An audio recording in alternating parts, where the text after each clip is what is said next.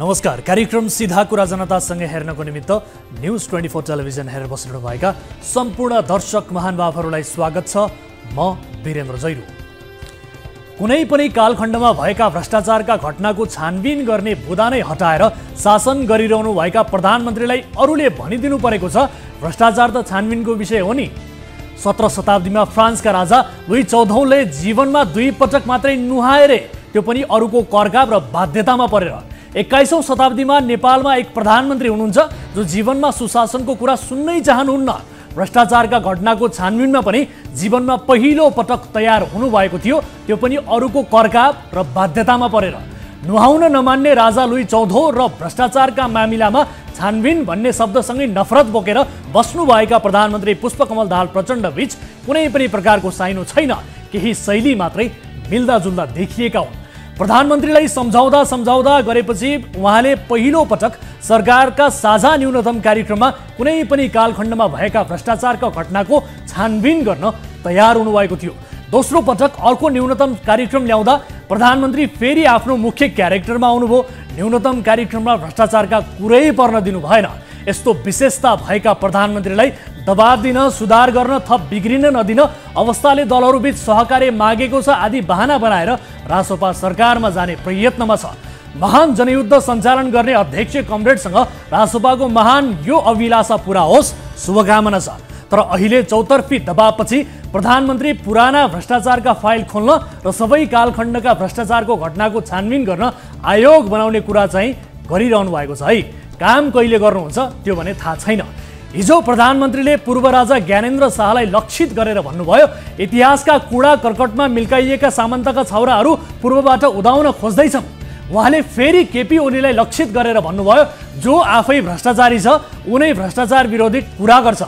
प्रधानमन्त्रीले पूर्व राजाका सम्बन्धमा भन्नुभएको के कुरा ठिक हो भने राजसंस्था जनताको बलमा फालिएकै हो। राजसंस्थाप्रति नेपाली जनताको मोह भङ्ग गर्ने काम दरबार हत्याकाण्डले गरेको थियो। राजा ज्ञानेन्द्र आफैले शासन हातमा लिँदा पनि कुशासन नै अनुभूति भएको थियो। यो अवस्थामा गणतन्त्रतर्फ जाँदा माओवादी आतंक पनि अन्त्य हुने देखेर जनता गणतन्त्रमा प्रवेश गरेका हुन्। ज्ञानेन्द्रमा सामन्तका छाउराको प्रतिबिम्ब देखेर जनता गणतन्त्रमा गएका चाहिँ होइनन्। हिजो माओवादीका सुप्रिमो वा राज्यले करार गरेको आतंकवादीका सरदार हुँदा बोल्ने जस्तो भाषा कम्तीमा आधुनिक नेपालका प्रधानमन्त्रीले नबोलिदिँदा राम्रै हुन्थ्यो कि। अब जनताको मन जित्न भाषण होइन, काम गरेर देखाउनु पर्छ। आफ्ना कार्यकर्ताको बीचमा उभिएर अध्यक्षले दन्ते कथा भने पनि ताली त बजिहाल्छ। यसकारण तालीको लोभले वा आफ्ना कमी कमजोरीलाई भाषणको झलप लगाउने सस्तो काममा कम्तीमा प्रधानमन्त्री अल्मलिन हुँदैन। प्रधानमन्त्री अल्मलिँदा देश पछि पर्छ।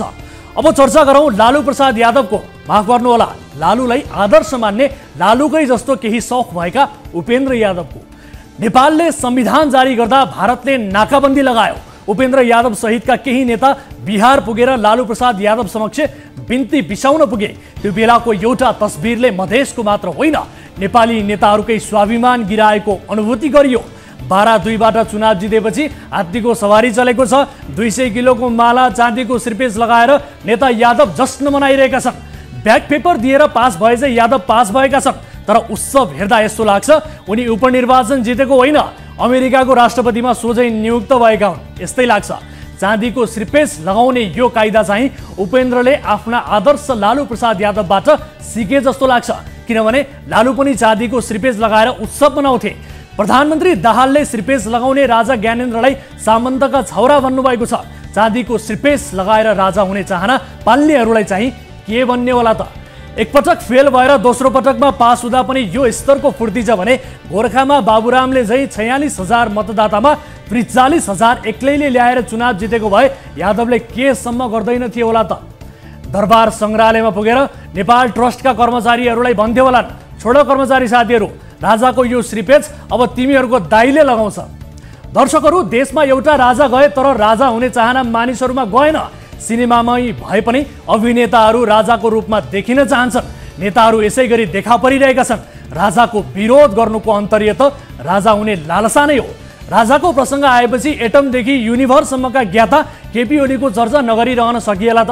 इमानी शाहको नामबाट खोलिएको नक्कली ट्विटर आइडी सञ्चालकले झापामा जनताबाट केपी ओली लखेटिए भन्ने बेहोरामा एउटा ट्विट जारी गरिदिए। त्यो नक्कली ट्विटलाई सक्कली ठानेर एक स्टेप पनि क्रस चेक नगरी ओलीले पूर्व राज परिवारमाथि धावा नै बोले।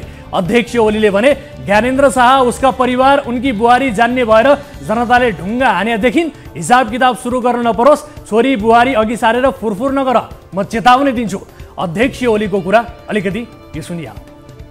मैले यसको जवाब दिन नपरोस् ज्ञानेन्द्र शाहलाई भनिदिन्छु, बढ्ता फुरफुर नगर, बढ्ता फुरफुर गर्ने होइन।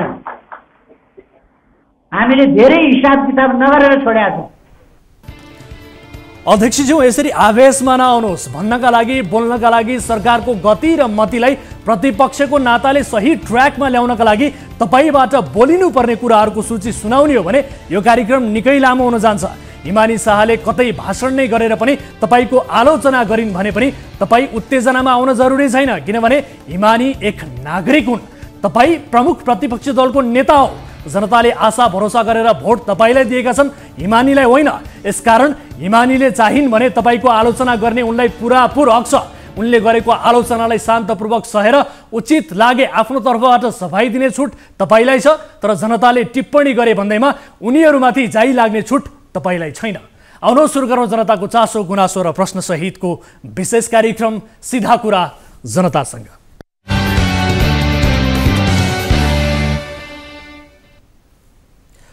स्वागत छ दर्शक महानुभावहरू, कार्यक्रम सीधा कुरा जनतासँगको एउटा अर्को नयाँ एपिसोडमा आम नागरिकको चासो गुनासो र प्रश्नहरू सहित आज पनि कार्यक्रममा विविध विषयहरू लिएर उपस्थित भएका छौँ।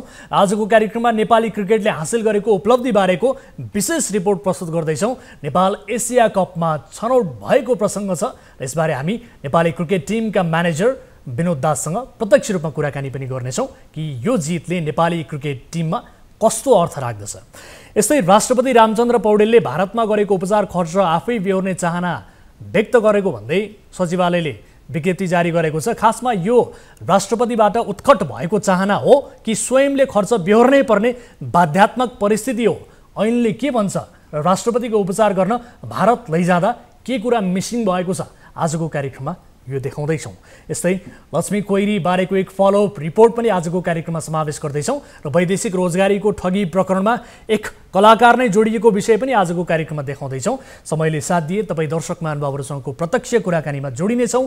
कुनै पनि समस्या पर्नु भएको छ, कुनै पनि गुनासाहरू छन् भने आफ्नो गाउँठाउँमा वरपर कुनै पनि विकृति विसङ्गति उप तपाईँ खबरदारी गर्न चाहनुहुन्छ भने हाम्रो टोल फ्री नम्बर रहेको छ 1660122424। यसै गरी एनसेल नम्बर रहेको छ 9801572424। तपाईका लागि खुला गरिसकेका छौँ। टेलिभिजनको स्क्रिनमा देखाइरहेका छौँ। तपाईँले कार्यक्रममा प्रत्यक्ष रूपमा सहभागिता जनाउन सक्नुहुनेछ। आउनुहोस् कार्यक्रमको सुरुवात गरौँ ताली र गालीबाट। यसअघि हामीले सोधेको प्रश्न थियो, 200 किलोको माला र चाँदीको मुकुट लगाएर उपेन्द्र यादवले चुनाव जितेको उत्सव मनाएका छन्। मधेसका जनता चरम गरिबीमा बाँचिरहँदा नेतामा विजयको उन्माद देखिनुलाई राजनैतिक अत्याचार भन्न मिल्छ? मिल्छ भन्नेले तालीमा र मिल्दैन भन्नेले गालीमा भोट गर्नुपर्ने थियो। जसअनुसार 65%ले तालीमा र 35%ले गालीमा मत जाहेर गर्नुभएको छ। अर्थात् मधेसका जनता चरम गरिबीमा बाँचिरहँदा नेतामा विजयको उन्माद देखिनुलाई राजनीतिक अत्याचार भन्न मिल्छ भन्नेमा बढी मत परेको छ। तालीमा दर्शकहरूले बढी मत व्यक्त गर्नुभएको छ। अब ताली र गालीका लागि आजको प्रश्न यस प्रकार छ। काठमाडौँ महानगरका 32 कर्मचारी विरुद्ध मेयर बालेन शाह आफैले अख्तियारमा उजुरी दिएपछि छानबिन सुरु भएको छ। यो प्रसङ्गलाई बालेन सुशासनको पक्षमा उभिएको भन्न मिल्छ?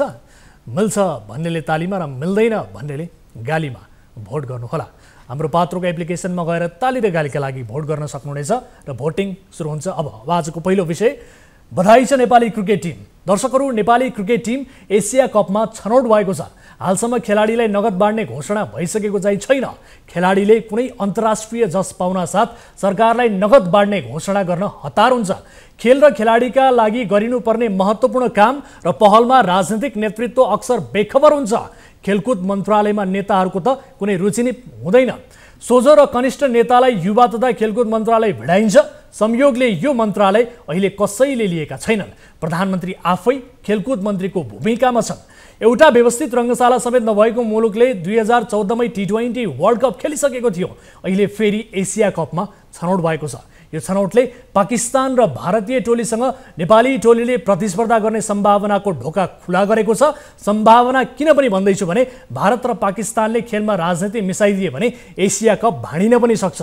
आजको यस सफलता अरू पनि धेरै कारणले महत्त्वपूर्ण र चाखलाग्दो बनेको छ। यो रिपोर्ट हेर्नुहोस्। युएई माथि शानदार जित निकाल्दै नेपाली टिम एसिया कप क्रिकेटमा छनौट भएको छ। एसिया कपमा भारत र पाकिस्तान रहेको समूहमा नेपालको प्रवेश भएपछि विश्व क्रिकेटका बहुचर्चित खेलाडीहरू विरुद्ध नेपाली खेलाडीहरूले खेल्न पाउनेछन्। घरेलु मैदानमा सम्पन्न एसएससी प्रिमियर कप क्रिकेटको उपाधि जित्दै नेपालले एसिया कपमा स्थान पक्का गरेको हो। मंगलबार सम्पन्न फाइनल खेलमा युएईलाई 7 विकेटले पराजित गर्दा मैदानमा दर्शकहरूमा खुसीको सीमा थिएन।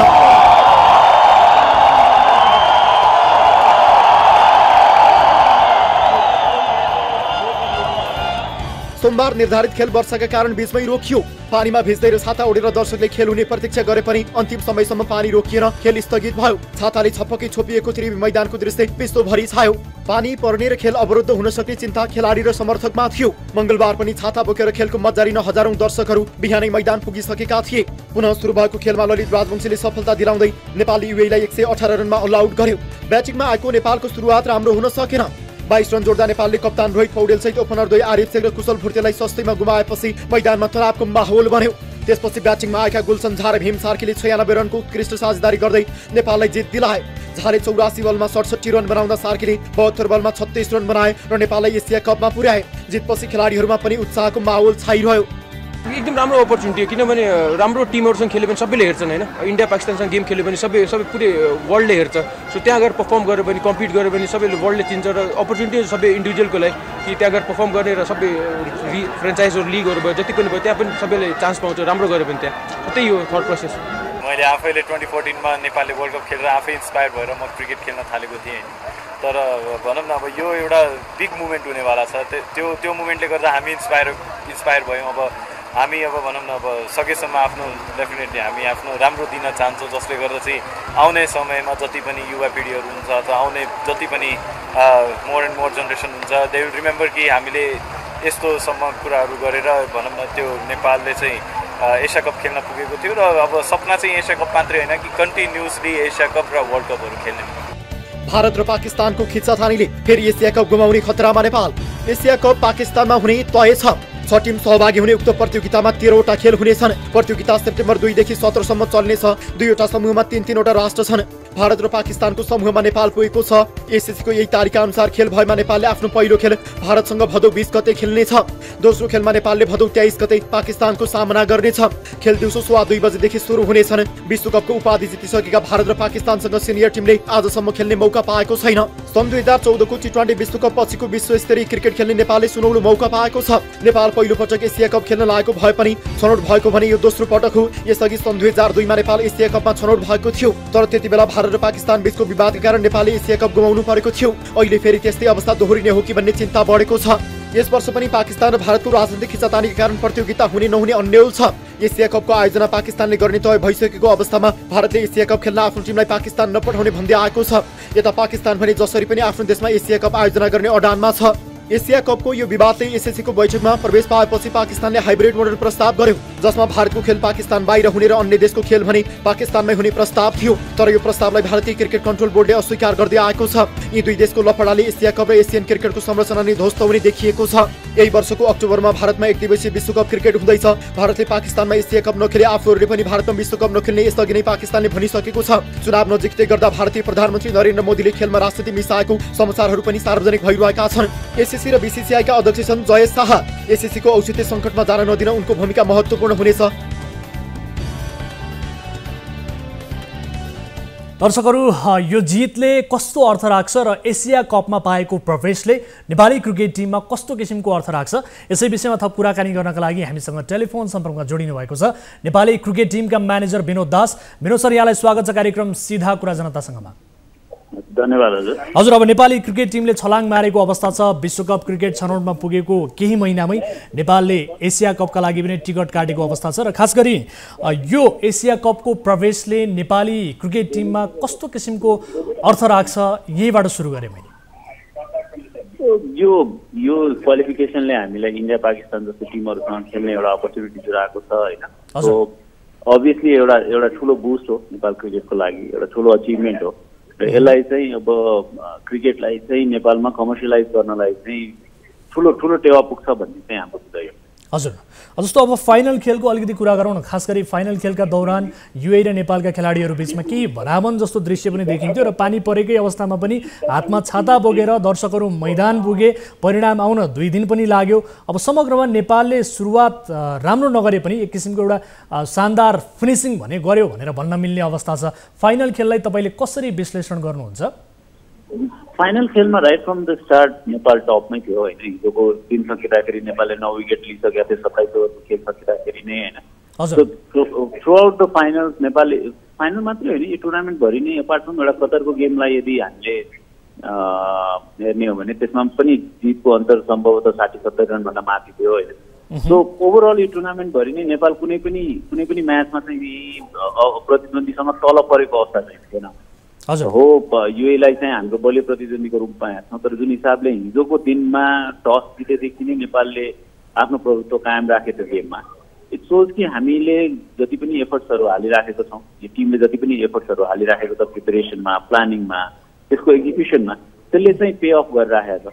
सो क्रेडिट टिमलाई नै जान्छ फेरि पनि, क्रेडिट सपोर्ट स्टाफलाई नै जान्छ फेरि पनि, र क्रेडिट सबै जसरी तपाईँले भन्नुभयो छाता ओढेर पनि जो व्यक्तिहरू त्यो पानीमा डुबेर पनि क्रिकेट हेरिराख्नु भएको छ नेपाल क्रिकेटको उहाँहरूलाई जान्छ। उहाँहरू सबैले चाहिँ कलेक्टिभ एफर्ट हो यो। क्यानको आफ्नो रोल छ, we got to play that role होइन। र त्यो सँगसँगै जो व्यक्तिहरूले यसमा एफर्ट हाल्नु भएको छ ती सबै व्यक्ति यो जितको श्रेय उहाँ सबैलाई पनि जान्छ।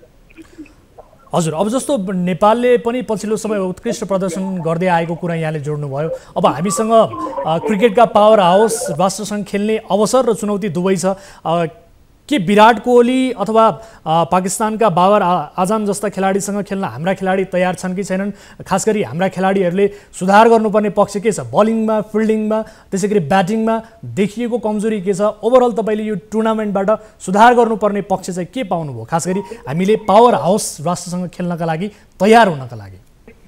हेर्नुहोस्, इट्स अ स्टेप अप होइन। हाम्रो लागि चाहिँ हामी जुन लेभलमा खेलिरहेको छौँ त्यसपछिको यो अर्को स्टेज हो कम्प्लिटली।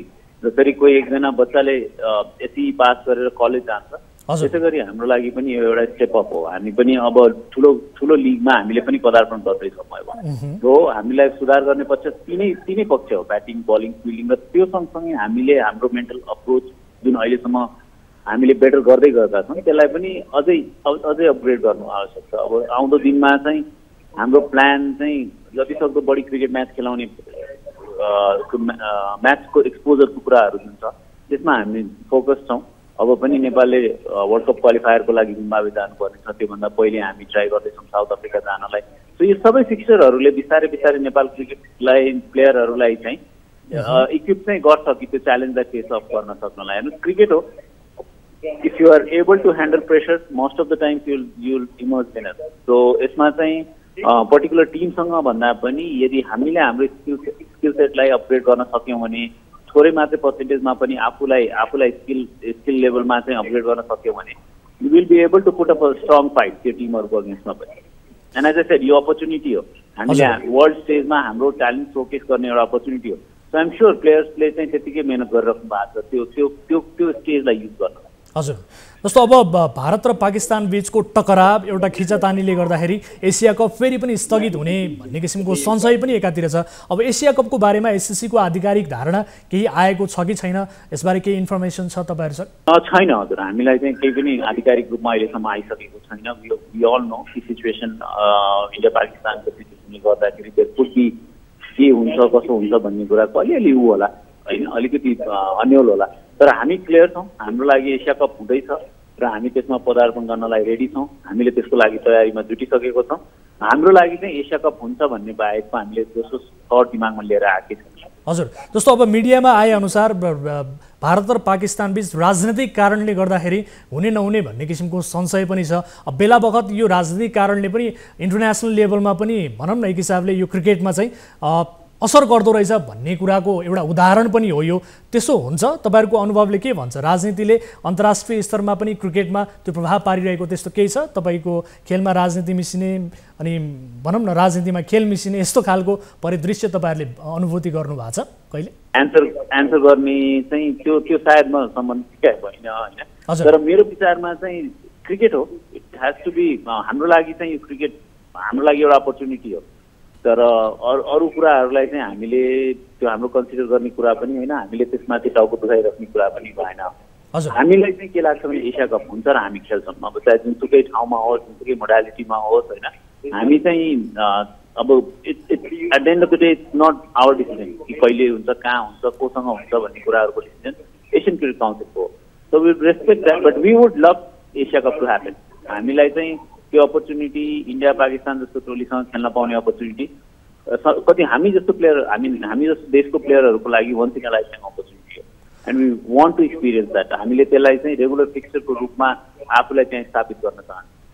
तर खास गरी अब सन् 2002 मा पनि हामी एसिया कपका लागि छनौट भएका थियौँ, तर हामीले खेल्ने अवसर पाएनौँ। अब फेरि पनि नेपालले यो सुनौलो अवसर गुमाउने हो कि भन्ने किसिमको डर त छ नि होइन आम समर्थकमा? हजुर, त्यो त जहिले पनि भइरहेको छ। किनभने अहिलेको टाइममा अनसर्टेनिटीको टाइममा कोभिडले गर्दा कतिवटा टुर्नामेन्टहरू पोस्टपोन भयो, क्यान्सल भयो होइन, सो त्यो थ्रेट त जहिले पनि रहन्छ। तर त्यो बेलामा जुन गल्ती भएको थियो होला या जुन मिस्टेक भएको थियो होला त्यो चाहिँ यो पालो नदोहोरिएला भन्नेमा चाहिँ म विश्वास गर्छु। अब खास गरी ठिक छ को कुरा हो, पाइन्छ भन्ने कुरामा हामी विश्वस्त छौँ र आई एम स्योर कि ठुलो नेसनहरूले पनि टेस्टिङ नेसनहरूले पनि यो कुरा बुझ्नु भएको छ कि नेपाल जस्तो कन्ट्रीको लागि एसोसिएट मेम्बर्सहरूको लागि यो टुर्नामेन्ट भनेको चाहिँ लाइफलाइन हो। अब खास गरी आशावादी छौँ यो कुरामा चाहिँ। हजुर ठिक छ। अब अन्तिममा छु म। विशेष गरी नेपालले भौतिक पूर्वाधारको अभाव लामो समयदेखि झेलिरहेको अवस्था छ। नेपालमा एउटा सुविधा सम्पन्न स्टेडियम पनि छैन, तर केही राजनीतिक दलले एसिया कपका समूह चरणका खेलहरू भए पनि नेपालमा आयोजना गर्न पहल गर्नुपर्ने भन्दै विज्ञप्ति समेत निकालेको देखियो। अब मौजुदा जुन पूर्वाधार छ यो पूर्वाधारमा क्षमता हो नेपालको एसिया कपका समूह चरणका खेलहरू आयोजना गर्न सक्ने? के लाग्छ यहाँलाई? यो विज्ञप्ति तपाईँले पनि हेर्नुभयो होला। मेरो एन्सरको 50% एन्सर तपाईँले दिइसक्नु भएको छ अहिले भूमिका बाँध्दैखेरि होइन। हामीसँग पूर्वाधारको कमी चाहिँ छ र यो पूर्वाधारको बनाउने पूर्वाधारलाई कम्प्लिट गर्ने जमतको चाहिँ तपाईँ दुनियाँको कुनै पनि रिचेस्ट बोर्डलाई हेर्नु, इभन बीसीसीआई भारतीय क्रिकेट बोर्ड जुन कि दुनियाँको सबैभन्दा शक्तिशाली बोर्डमध्ये एक हो, उहाँहरूको पनि आफ्नो स्टेडियम एउटा पनि छैन। सबै स्टेट ओन्ड स्टेडियमहरू जसको रखरखावको लागि परिचालनको लागि उहाँहरूले सहयोग मात्रै गर्नुहुन्छ। बीसीसीआईले आफ्नो पहिलो स्टेडियम सम्भवतः 2024 मा लन्च गर्नुहुन्छ होला होइन। सो कुनै पनि कन्ट्रीको लागि कुनै पनि कन्ट्रीको बोर्डको लागि स्टेडियम बनाउनु भनेको त्यो फिजिबल अप्सन हुन्छ। स्टेटले बनाउँछ, स्टेट एसोसिएसनले स्टेट गभर्मेन्टसँग मिलेर बनाउँछ। हाम्रो कन्टेस्टमा पनि जबसम्म सरकारले आफैले पूर्वाधार निर्माणमा पर्याप्त बजेट छुट्याउँदैन, हामी एउटा सबैभन्दा ठुलो प्रब्लमको एरिया के हो भने हामी एउटा कुनै पनि प्रोजेक्टको लागि हामी सानो बजेट वर्षमा एकचोटि दिन्छौँ। हामी एउटा कुनै पनि ग्राउन्डको एउटा इक्जाम्पल लियो भने एउटा ग्राउन्ड बनाउनलाई लगभग 3 अर्ब रुपियाँ लाग्छ, तर हामी एभ्री इयर त्यसमा 3 करोड रुपियाँ 2 करोड रुपियाँ छुट्याउँछौँ, विच इज अबाउट 1% होला। सो तपाईँ एभ्री इयर 1% बजेट दिएर त्यो 1% काम गराउनुहुन्छ, तर फेरि त्यो जब तपाईँको नेक्स्ट बजेट आउँछ त्यो बेलासम्म त्यो 1% को काम पनि आधी भइसक्छ। सो यत्तिकै पनि त्यो बाई द्याट डिफल्ट लगभग 50 वर्ष लाग्छ हामीलाई एउटा स्टेडियम बनाउनु होइन।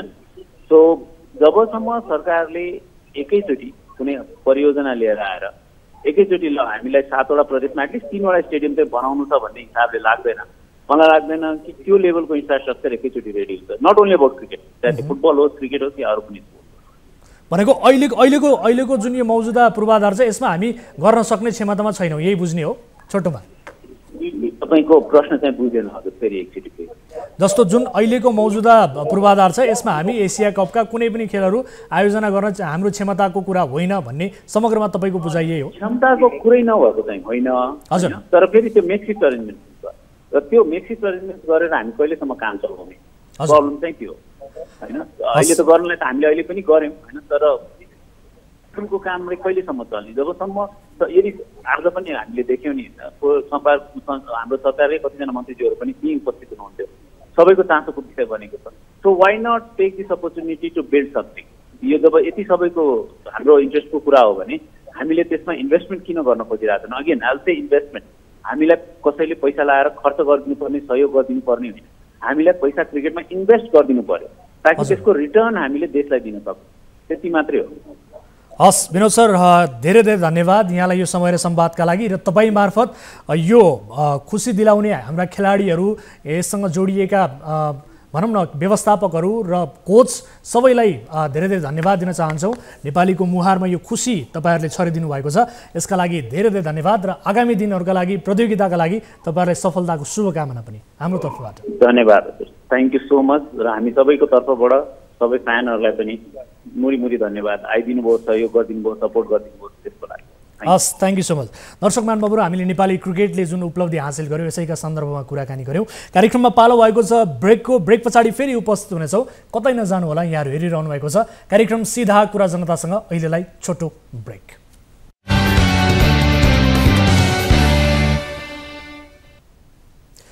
ब्रेकपछि स्वागत छ दर्शकहरू कार्यक्रम सीधा कुरा जनतासँगमा। अब अर्को विषय, देशका विपन्न नागरिक बिरामी भयो भने उपचार गर्दा गर्दै घर खेत सबै सिद्धिन सक्छ। यति हुँदा पनि कतिपय अवस्थामा बिरामी निको पनि हुँदैनन्। अस्पतालको बिल देखेर आफ्नो उपचार भएको अस्पतालकै माथिल्लो तल्लाबाट हाम फालेर केहीले ज्यानै पनि दिएका छन्। हाम्रो देशमा रक्सी र चुरोट पिउन सजिलो होला, उपचार पाउन मुस्किल छ। आर्थिक अवस्था राम्रो छ वा कुनै बिरामी राष्ट्रको विशिष्ट व्यक्ति हो भने त उसका लागि समस्या नहोला, किनभने विदेशमै पुर्याएर भए पनि विशिष्ट व्यक्तिको उपचार सरकारले नै गरिदिन्छ। देशका राष्ट्रपति प्रधानमन्त्रीको उपचार हुनु पनि पर्छ। उपचार गर्ने पैसा नभएर नेपालका प्रधानमन्त्री वा राष्ट्रपतिको निधन भन्ने खबर सुनिनु पनि त भएन। यहाँसम्म ठिक छ, बेठिक के मात्रै हो भने कम्तीमा उपचार खर्च नहुँदा जनताले पनि मर्नु चाहिँ भएन। यस्तै प्रश्नहरूले जनताको मनमा घर गरिरहेका बेला राष्ट्रपति रामचन्द्र पौडेल बिरामी हुनुभयो। राम्रो उपचारका लागि उहाँलाई भारत लगियो। उहाँको विदेशमा गरिएको उपचार खर्चबारे प्रश्न उठेपछि राष्ट्रपतिको सचिवालयले भन्यो भारतमा लागेको उपचार खर्च राष्ट्रपति आफैले बेहोर्ने चाहना राख्नु भएको छ।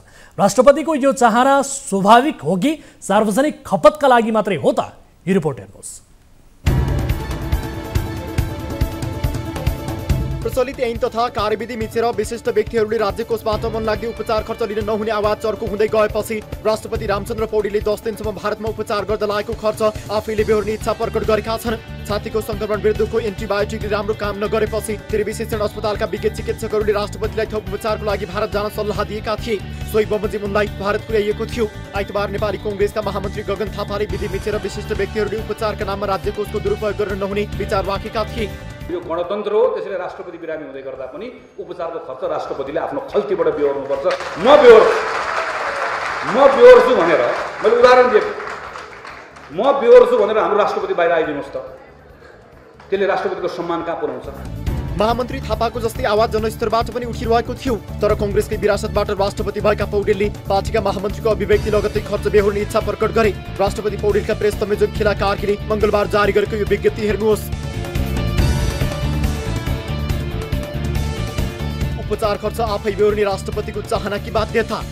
उपचार खर्च आफैले बेहोर्ने चाहना राखेपछि धेरैले राष्ट्रपतिको यस्तो चाहनालाई सकारात्मक सुरुवातको रूपमा चर्चा गर्न थालेका छन्। तर यो सँगै राष्ट्रपतिको यो चाहना नै हो कि वा कुनै खर्च आफै तिर्नुपर्ने बाध्यताले निम्त्याएको परिस्थिति भन्ने प्रश्न पनि उठेको छ। राष्ट्रपति निकटहरूका अनुसार पौडेलले मुलुक आर्थिक मन्दीमा गुज्रिरहेको बेला राष्ट्रप्रमुखले राज्यलाई आर्थिक भार पर्ने गरी ठूलो खर्च गरिदिनु हुँदैन भनेका थिए। सोही बमोजिम उनको सचिवालयले मंगलबार प्रेस विज्ञप्ति पनि जारी गर्यो। वैशाख 6 मा प्रधानमन्त्री पुष्पकमल दाहाल प्रचण्डले राष्ट्रपति पौडेल उपचारका लागि विदेश जान मानिरहनु भएको छैन भनेका थिए। पौडेललाई विदेश गएर उपचार गराउन जवाब दिएका प्रधानमन्त्री स्वयंले सार्वजनिक रूपमा स्वीकार पनि गरेका थिए। डाक्टरहरूले एकचोटि राम्रो उपकरण भएको ठाउँमा जाँच्दा छिटो सन्चो हुन्छ भनेको हुनाले मैले नै रामचन्द्रजीलाई सल्लाह दिएँ। उहाँ त भन्दै हुनुहुन्थ्यो यही भए त मलाई यही ठिक हुन्थ्यो भन्दै हुनुहुन्थ्यो। तपाईँ हामीले निर्णय गर्ने होइन यस्तो कुरा, देशको बारेमा राजनीतिको बारेमा त हामी निर्णय गरौँला, तर उपचारको बारेमा निर्णय त डाक्टरहरूको गर्थ्यो। डाक्टरले जे भन्छन् तपाईँले मान्नुपर्छ भनेको थिएँ अनि मात्रै मान्नु भएको थियो। राष्ट्रपति तथा उपराष्ट्रपतिको विदेशमै उपचार गराउँदा पनि खर्च सरकारले बेहोर्ने प्रश्न कानुनी व्यवस्था छ। सरकारी सुविधामा उपचार गराउँदा केही प्रक्रिया चाहिँ पूरा गर्नुपर्छ। भारत जाने बेला सरकारले त्यस्तो कानुनी प्रक्रिया पूरा नगरेको, अहिले सरकारी कोषबाट खर्च लिन झन्झट भएपछि राष्ट्रपति स्वयंले खर्च बेहोर्ने भनेर प्रचार गरिएको टिप्पणी पनि भइरहेको छ। राष्ट्रपति तथा उपराष्ट्रपतिको पारिश्रमिक तथा सुविधा सम्बन्धी ऐन 2074 को अनुसार विदेशमा उपचार गर्न जानु अघि नेपालमा उपचार सम्भव नभएको भनेर मेडिकल बोर्डले सिफारिस गर्नुपर्ने हुन्छ। राष्ट्रपति उपचारमा जानु पूर्व नै मेडिकल बोर्डका सिफारिस लिनुपर्नेमा त्यसो गरिएको थिएन। सिफारिस बिना सरकारको उपचार खर्च भुक्तानी गर्न नमिल्ने कानुनी प्रावधान रहेको छ। सो ऐनमा भनिएको छ राष्ट्रपति वा उपराष्ट्रपति स्वदेशमा अस्पताल भर्ना भई उपचार गराउँदा वा नेपालमा उपचार हुन नसक्ने भई मेडिकल बोर्डको सिफारिसमा विदेशमा गई उपचार गराउन लागेको उपचार खर्च नेपाल सरकारले बेहोर्नेछ। तर राष्ट्रपति पौडेलले यो प्रक्रिया पूरा नगरेको पाइएको छ। ऐनले पनि स्पष्ट भन्छ कि राष्ट्रपतिको अहिलेको परिस्थिति चाहना नभई बाध्यात्मक हो। राष्ट्रपति कार्यालयले यसअघि सार्वजनिक गरेको विज्ञप्तिमा बोर्डको नभई चिकित्सकको सल्लाहमा गरिएको भनिएको छ। यो विज्ञप्ति पनि हेर्नुहोस्। उसो त राष्ट्रपतिको उपचारमा कति खर्च भयो भन्ने एकिन विवरण त सार्वजनिक भइसकेको छैन। राष्ट्रपति कार्यालयले जनाए अनुसार भारतको एम्स अस्पतालले खर्चको बिल भारत स्थित नेपाली दूतावासमा पठाउनेछ। त्यसपछि दूतावासले बिल नेपाल सरकारले पठाएपछि भुक्तानी हुनेछ। तर ऐनमा उल्लेख गरिएको प्रक्रिया पूरा नगरी गरिएको उपचारको खर्च सरकारले कसरी बेहोर्ला यो भने हेर्न बाँकी छ। दर्शकहरू, राष्ट्रपति रामचन्द्र पौडेललाई उपचारका लागि भारत लैजाने क्रममा राष्ट्रपति तथा उपराष्ट्रपतिको पारिश्रमिक तथा सुविधा सम्बन्धी ऐन 2074 मा उल्लेख गरिएअनुसार मेडिकल बोर्डको सिफारिस बनाइएको थियो कि थिएन? सिफारिसका लागि राष्ट्रपतिले मेडिकल बोर्डमा निवेदन दिनुभएको थियो कि थिएन? यसबारे हामीले वीर अस्पतालको कार्यकारी निर्देशक तथा मेडिकल बोर्डका अध्यक्ष समेत रहनुभएका डाक्टर सन्तोष पौडेलसँग बुझेका छौँ। डाक्टर पौडेलसँग गरिएको यो छोटो संवाद सुन्नुहोस्। विदेश उपचार गराउँदाखेरि मेडिकल बोर्डको सिफारिस लिनुपर्ने हुन्छ नि त। हजुर। त्यो चाहिँ उहाँहरूले लिनुभएको छैन। अब आफ्नै हिसाबले गर्ने भन्ने बुझिरहेको छ। त्यही हो। अब मेडिकल बोर्डको सिफारिसको लागि अब स्वयं बिरामीले निवेदन दिनुपर्छ। बिरामीको आफन्त अथवा बिरामीले म चाहिँ मेरो उपचारको लागि म विदेश जान चाहन्छु भनेर होइन, त्यो आइसकेपछि अनि त्यसको आधारमा हामी चाहिँ डाक्टरको सिफारिस रोगको प्रकृति के हो दुईटा हिसाबले विदेश जान्छ मान्छे। एउटा आफ्नै इच्छाले जान्छ, अर्को चाहिँ यो रोग यो रोगको उपचार नेपालमा सम्भव भएन, अब म सम्भव भएको देशमा जान्छु भनेर दुईटै हिसाबले मान्छे जान्छ पनि। त्यही हिसाबले अब त्यो सिफारिसै आएकै छैन त। अब हामीले त्यसमा कमेन्ट गर्न त मिल्दैन। सम्बन्धित विषयको डाक्टरले लेख्छ कि त्यो सर्टिफिकेट पनि उहाँलाई यो कारणले विदेश जानुपर्ने भयो भनेर लेख्छ त्यो विशेषज्ञ डाक्टरले। अनि उसको सिफारिसको आधारमा अनि निवेदकले निवेदन पेश गर्नु पर्यो मेडिकल बोर्डमा। हजुर। अनि मेरो नेतृत्वमा चाहिँ समिति हुन्छ, त्यो समितिले निर्णय गर्ने सर। राष्ट्रपतिको हकमा त्यो केही पनि प्रक्रिया पूरा गरिएन होइन सर? अहिलेसम्म निवेदन नाम प्राप्त भएको छैन कि अब नभएको त अब मैले के कमेन्ट गरौँ। दर्शकहरू, देशका नेताहरू बिरामी पर्दा विदेशका अस्पतालमा गइरहँदा जनताहरू भने बिरामी पर्दा दुर्गममा अस्पतालमा शय्या नपाएर भुइँमा सुतेर उपचार गराउन बाध्य हुन्छन्। उपचार खर्च नहुँदा बिरामी अस्पतालको छतबाट हाम फालेर आत्महत्या गर्न बाध्य हुन्छन्। तर नेता र पहुँचवालाको उपचारमा राज्यको अर्बौं रुपैयाँ खर्च हुने क्रम अझै पनि रोकिएको अवस्था छैन। पटक पटक दोहोरिरहने यो समस्या समाधान गर्न राज्यका निकायबाट चासो दिइएको छैन र नेताहरू स्वयं आफै पनि सचेत भएको पाइएको छैन। अहिले उपचार खर्च आफैले बेहोर्नुपर्ने बाध्यकारी परिस्थितिलाई लिएर राष्ट्रपतिको चाहना भनेर जनतामा भ्रम फैलाउने यो काम भइरहेको छ। यस्ता भ्रमबाट सबै जनता सजग हुन अत्यन्त जरुरी छ। यति बेला कोही दर्शक हामीसँग आफ्नो समस्यासहित जोडिनु भएको छ, उहाँसँग कुराकानी गर्छौँ। नमस्कार, कहाँबाट को जोडिनु भयो? यहाँको शुभ नाम? मेरो नाम सन्तोष लामा हो, म साउदी अरबबाट। साउदी कुन ठाउँबाट हामीलाई कल गर्दै हुनुहुन्छ यति बेला? साउदी जेद्दाबाट हो। तपाईँ के समस्यामा पर्नुभयो सन्तोषजी? आफ्नो समस्या राख्नु होला।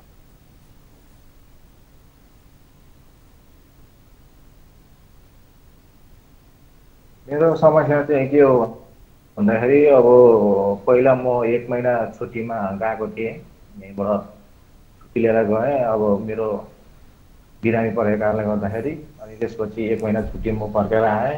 यहाँ फेरि आएँ, काम गरेँ। काम गरेर फेरि अहिले काम गर्न नसक्ने अवस्था भयो। काम गर्न नसक्ने अवस्था भइसकेपछि अनि 1 महिना भइसक्यो म रुममा सुतेर खाएर बसिरहेको छु। हस्पिटल गएको छु। अब मेरो प्रब्लम भनेको चाहिँ ब्लड प्रेसर हो। ब्लड प्रेसरको औषधि लिएर खाँदाखेरि पनि तपाईँको टाउको चाहिँ यो पछाडिको भाग चाहिँ एकदम झमझमाउने अनि सिधा उभिएर अलिकति लङ टाइमसम्म हिँड्न नसक्ने अनि त्यसपछि यो खोकिरहने, खोक्दाखेरि पनि अब यो मुखबाट चाहिँ ब्लड निक्लिरहने। अनि मैले दुईटा हस्पिटल मैले फेरिसकेँ। हस्पिटलमा जान्छ, खालि त्यही औषधि दियो, सुई हान्ने औषधि दिने गर्छ। अनि मैले यहाँ कम्पनीमा पनि कुराकानी राखेर हो, कुराकानी राख्दाखेरि कम्पनीबाट पनि सबै ओके भइसकेको छ पेपरहरू। अब म आएको 21 महिना पुग्यो, 3 महिना बाँकी छ। अब कम्पनीबाट सबै पेपरहरू रेडी गरिसकेको र उनीहरूले चाहिँ झुकाएर बसिरहेको छ। हप्ता दिनमा 10 दिनमा भनेर परिरहेको छ। सकेसम्म अब छिटै तपाईँ नेपाल फर्किने प्रक्रिया चाहिँ सुरु भएको छ, तर झुलाइरहेको छ कम्पनीले भन्नुभएको? सबै मतलब सबै भइसकेको छ। पेपरको सबै फोटोहरू मसँग छ। मैले एक पेपरको फोटोहरू खिचेर राखेको छु। हजुर, उनीहरूको भनाइ चाहिँ के हो भन्दाखेरि हप्ता दिन लाग्छ भनेर भन्छ। अब मैले 15 तारिकमा पेपर हाले हो, हप्ता दिन लाग्दाखेरि 22 तारिक हुनुपर्ने, अहिले 30 तारिक कटेर पनि आज 2 तारिक भइसकेको छ। मैले अहिले पनि आज दिउँसो पनि मैले यहाँ रिक्वेस्ट, अस्ति म एकचोटि अफिसमा पनि गएर मैले रिक्वेस्ट गरेको थियो। मेरो मुखबाट यसरी ब्लड आएर बसिरहेको छ, मलाई यसरी चाहिँ सक्ने अवस्था छैन। मैले भनेको मेरो 21 महिना पुगिसक्यो, मलाई मेरो कम्पनीबाट बेनिफिटहरू केही चाहिँदैन, सिर्फ पेपर निकालेर देऊ, म त्यसमा गएर उपचार गर्छु भनेको। अब खै ल ठिक छ सन्तोषजी, हामीलाई यो जानकारी, तपाईँको समस्या हामीले बुझ्यौँ। तपाईँ कुन मेन पावर कम्पनीबाट त्यहाँ जानुभएको थियो? मेन पावर कम्पनीको अलिकति डिटेल्स हामीलाई बताउनुहोस् त। म लिङ्कबाट गएको हो, लिङ्कबाट आएको हो म। अब उहाँ कुराकानी गर्दाखेरि के भन्नुहुन्छ भने उहाँ उता कुराकानी गर्दाखेरि के भन्छन् भने अब मैले यहाँबाट गर्नुपर्ने सबै पेपरहरू सबै गरिसक्यो, एमबिसीमा हालिसक्यो। मेरो अब मेसेजहरू पनि गएर त्यहाँ कुराकानी गरेर अब गरेको कुराकानी गरेको थिएँ। अब उनीहरूले अब भन्छ एमबिसीमा गएर हामीले पेपर सबै हालिसक्यो, एमबिसीबाट पहल हुन्छ भन्छ। खै कोही त्यस्तो निकायहरू आउँदो नै आएको छैन।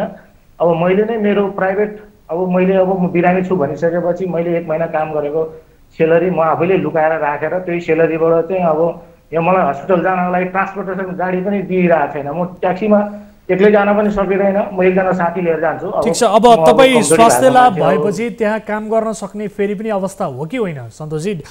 डाक्टरले के भनिरहेछ? डक्टरले त औषधि खाएर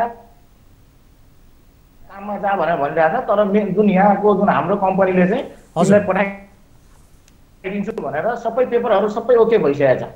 पेपरहरू सबै ओके भइसकेको। मेरो भनाइ चाहिँ के हो भन्दाखेरि पेपर ओके भएर पनि अब 15 दिन 20 दिन पुगिसकेको छ। मेरो भनाइ चाहिँ अलि छिटो मलाई चाहिँ अब कम्पनीले त अहिले पनि भनिरहेको छ, बिहान पनि मैले कल गर्दाखेरि हप्ता दिनमा तिम्रो काम सबै गरिदिन्छु भनेर भनिरहेको छ। सकेसम्म चाहिँ अब मैले यहाँबाट त्यो धोका ढकढकाएर गर्नुभन्दा पनि उहाँ तपाईँहरूले सम्बन्धित निकायसँग गएर कुराकानी गर्दाखेरि चाहिँ उसले त अब उताबाट त अब उ गएर एकचोटि उसले यस्तो मान्छे यसरी बिरामी परेर बसिरहेको छ। हस् ठिक छ सन्तोषजी, हामीले तपाईँको समस्या बुझ्यौँ। हामी मेन पावर कम्पनीलाई सम्पर्क गर्नेछौँ, तपाईँको समस्या त्यहाँ राख्नेछौँ। के भएको रहेछ, उहाँहरूले किन यो लम्बाइरहनु भएको छ, किन झुलाइरहनु भएको छ, यसबारे बुझ्नेछौँ। केही समय धैर्य गर्नु होला, तपाईँलाई मद्दत गर्ने कोसिस हाम्रो तर्फबाट पक्कै पनि हुनेछ है। अहिलेको लागि छुट्टिन्छौँ। हस्, धन्यवाद। दर्शकहरू, सन्तोषजी साउदीबाट आफू बिरामी परेपछि त्यहाँ काम गर्न सक्ने अवस्था छैन र फर्किनका लागि भनेर कम्पनीले प्रक्रिया पनि अगाडि बढाएको छ। यद्यपि त्यो प्रक्रिया लम्ब्याउने काम भएको छ भन्ने किसिमको गुनासो गर्नुभएको छ। यसबारे हामी पक्कै पनि कम्पनीसँग बुझ्नेछौँ किन लम्बियो, यहाँको मेन पावर कम्पनीसँग पनि बुझ्नेछौँ र नेपाली कामदारहरूले भोगिरहेका यी समस्याहरू बारेमा हामी समाधानको प्रयास गर्ने क्रमलाई निरन्तरता दिइ नै रहेका छौँ र सन्तोषजीको केसमा पनि हामी यसलाई निरन्तरता दिनेछौँ भन्दै अर्को विषयतर्फ यहाँको ध्यान आकर्षण गराइहाल्छु। हत्या आरोपमा फरार भएका संदिग्ध व्यक्तिले चुनाव जितेको कुरा थाहा भएको महिनौँ भइसकेको थियो। जघन्य अपराधमा मुछिएका, त्यसमाथि थुनामा बसेर मुद्दा पूर्वपक्ष गर्नुपर्ने व्यक्ति संसदमा प्रवेश गरे, शपथ खाए र प्रधानमन्त्रीलाई भोट पनि दिए। यो देशको सुरक्षा संयन्त्रले यो कुरा थाहा पाएन। थाहा पाएको यतिका महिनासम्म पनि उनलाई पक्राउ गरिएन। मामिला लक्ष्मी महतो कोइरीको हो, जो मङ्सिर 4 को निर्वाचनबाट महोत्तरी 1बाट विजयी भएका थिए। महतो नेकपा एमालेका सांसद थिए। एमालेबाटै सभामुख बनेका देवराज घिमिरेले 6 महिना ढिलो गरी मङ्गलबार महतोलाई सांसद पदबाट निलम्बन गर्ने निर्णय गरे। सशस्त्र प्रहरीका असही घाइते अवस्थामा उपचारका लागि अस्पतालतर्फ लगिँदै थिए। कोइरी र अन्य मधेसी नेताहरूले ती घाइते प्रहरीलाई एम्बुलेन्सबाट थुतेर खेतमा पुर्याएर कुटी कुटी हत्या गरेका थिए। यो रिपोर्ट हेर्नुहोस्।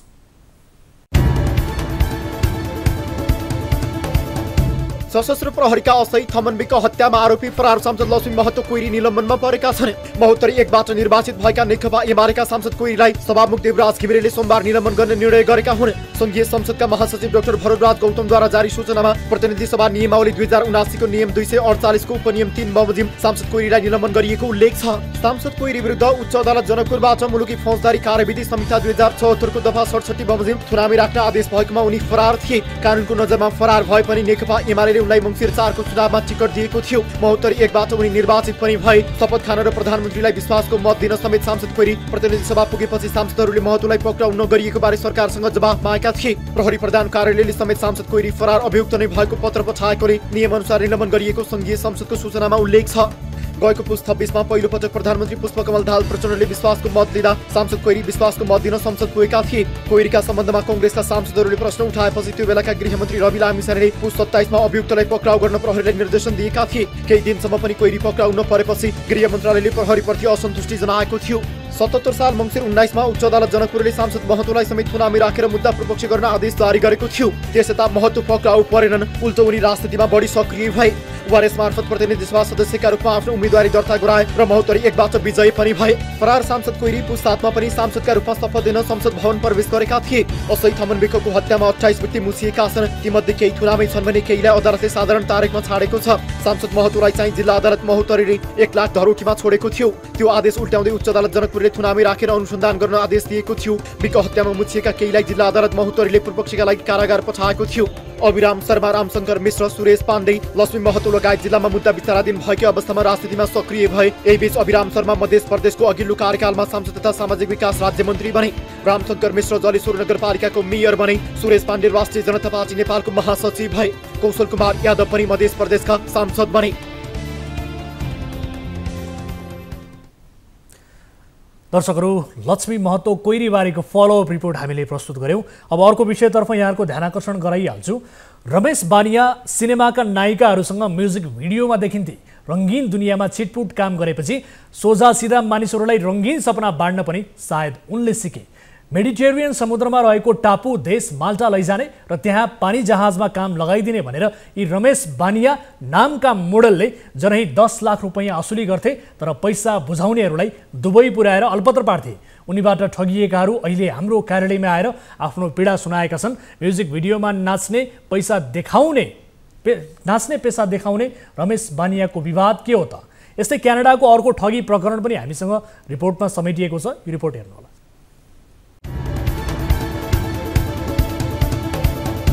माल्टाको युरोपियन क्रुजमा काम लगाइदिने भन्दै एक म्युजिक भिडियो कलाकारले दर्जनौं मानिसहरूलाई ठगेर बेपत्ता भएका छन्। कलाकार रमेश बानियाको ठगीमा परेका युवाहरू न्युज 24 टेलिभिजनको कार्यालयमा पुगेका छन्। आफ्नै पैसा भएको भए अलिकति दियोस् ल ठिकै छ भन्ने एउटा कुरा हुन्थ्यो, बिस्तारै उठाउँ जस्तो कुरा हुन्थ्यो, बिस्तारै देला भन्ने कुरा हुन्थ्यो। अब हामीले पनि अब लोनै गरेको हो, लोनै लिएर चाहिँ अब फर्स्टदेखि नै भनौँ न गरेको। अब जाने बेलामा नि अब भनौँ सबैसँग बिदाबारी गरेर ल ठिकै छ नि त, अब केही गरिन्छ ल ठिक छ भनेर गइयो एकदमै राम्रो तरिकाले। अब उता गएर अब फर्किनु परेपछि त एकदम गाह्रै हुन्छ। अब अभियसली एकदम 12.5 लाख त्यति पैसा खर्च भएको छ, थोरै होइन यो त। अब यसको ब्याज तिर्नु पर्यो तपाईँको, अब कति ठाउँमा अब किस्ताहरू तिर्नुपर्ने हुन्छ, अब कमाइ छैन। पीडित मध्येका रामलाल थापाबाट बानियाले 12 लाख रुपैयाँ लिएको 2 वर्ष बितिसकेको छ। पैसा लिनु अघि बानियाले विदेश पठाउनु कबुल गर्दै लिखित पनि गरिदिएका छन्। प्रक्रिया थालेको 2 महिनापछि श्रम स्वीकृति पनि लिइएको थियो। बानियाले थापालाई पानी जहाजमा काम लगाइदिने भन्दै आश्वासन दिलाएका थिए। त्यसका लागि पहिले नै त्यस्तो काम गरेको प्रमाणपत्र लगायत कागजात पनि तयार पार्न लगाइयो। श्रम स्वीकृति लिएको केही हप्तामा माल्टा पठाउने भनिएको थियो। बानियाले माल्टा उडाउने भनेर आश्वासन दिए, तर दुबई पुर्याएर 39 दिन अलपत्र पारे। पैसा दिने कुरा गऱ्यो ल ठिक छ, यतिको टाइममा दसैँ अगाडि अथवा तिहार अगाडिसम्म अझै पैसा दिन्छु भन्ने कुरा गऱ्यो उसले। अनि त्यो पछि जस 1-2 चोटि भेट पनि भयो होइन, 2 चोटि पनि भेट पनि भयो। अनि त्यो पछि चाहिँ के गर्यो भन्दा उसले बसेको उसको रुम पनि ऊ सर्यो त्यहाँबाट। हामी पछि जाँदाखेरि थिएन उसको रुम, रमेश बानियाको रुम पनि थिएन, अनि गणेश राईको रुम पनि थिएन। ऊ गणेश राई पनि बेपत्ता। दसैँपछि न 2 जना नै गायब भयो त्यहाँबाट। केही दिन दुबईमा बस्ने त्यसपछि माल्टा लैजाने भन्ने आश्वासन रमेश बानियाको थियो। माल्टाको पानी जहाजमा काम लगाइदिने र त्यसबापत मासिक तलब 900 युरो हुने प्रलोभनमा पारिएको थियो। 10 लाख रुपियाँ बुझाएपछि मासिक 900 युरो अर्थात् नेपाली करिब 1.5 लाख रुपियाँ तलब हुने भन्ने एजेन्टको प्रलोभनमा युवाहरू विश्वस्त भए। यसमा खाने बस्ने सुविधा हुन्छ पनि भनिएको थियो। त्यस्तो आकर्षक जागिर त परको कुरा। दुबईमा 39 दिनको कष्टकर जीवन व्यतीत गरेपछि उनीहरू बल्ल तल्ल नेपाल फर्किए। अहिलेसम्म उनीहरूले बुझाएको रकम र आफ्नो पासपोर्ट समेत फिर्ता पाउन सकेका छैनन्। सुरुमा माल्टै लान्छु भनेको थियो, ग्रिस माल्टामा क्रुजमा काम गराउँछु भनेको थियो। लागत चाहिँ अब 10 लाख भनेको छ हैन, मलाई चाहिँ 10 लाख लाग्छ। सेलेरी चाहिँ 900 युरो हुन्छ खाना बस्न भनेर भनेको छ।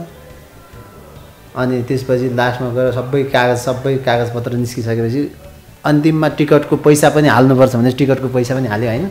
अनि लास्टमा गएर टिकटको पैसा हालिसकेपछि 2 महिना 3 महिना यस्तै हुँदै जाँदा गर्दै जाँदा नहुने भयो भने माल्टाको सपना अधुरो भएपछि युवाहरू तनावमा छन्।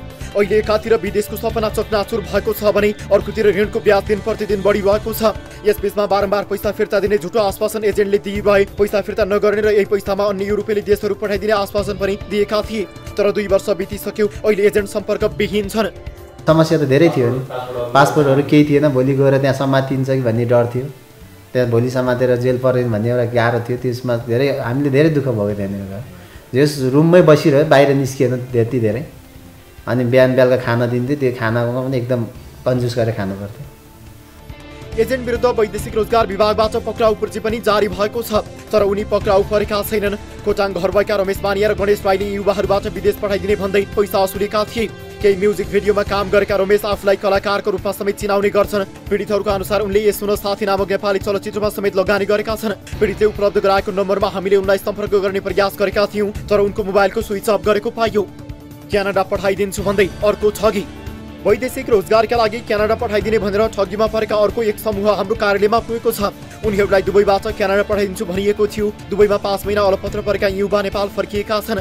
एकैपटक गएका 4 जना मध्ये 3 जना नेपाल फर्किए, तर टिकट काट्ने पैसा नभएपछि अर्का एक चाहिँ अहिले पनि दुबईमै अलपत्र परेका छन्। यता एजेन्ट भने पैसा कुम्ल्याएर सम्पर्क विहीन भएका छन्।